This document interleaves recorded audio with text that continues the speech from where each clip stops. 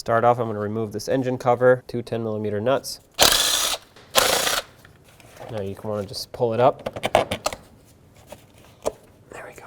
The cam sensor is located right here at the back of the engine. I'm first going to unbolt it with a 10mm socket.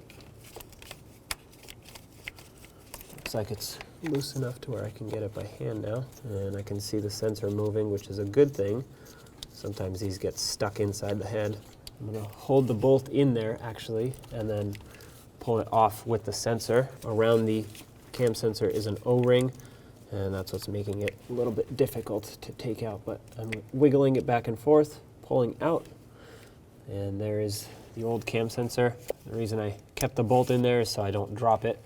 Now I can remove it, and it's much easier to unplug it here once it's out.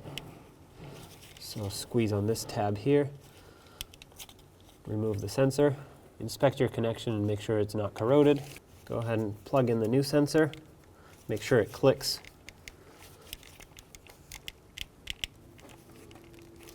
I'm gonna set the bolt in there and then put the sensor in the hole, and I'm gonna try and start this bolt by hand so that I ensure that it's not cross-threading.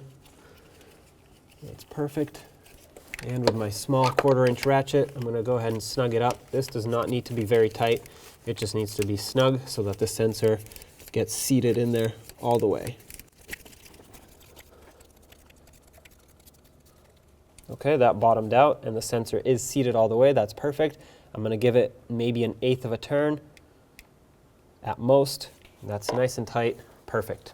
Grab your engine cover, line it up with the rear studs, and press it down. Now put in the two nuts and snug them up. Now you can turn on the engine and make sure that there are no check engine light. Make sure it turns on properly and doesn't just keep cranking for a long time. If you have any issues, just double check your work and make sure that everything is right. Other than that, you're all set.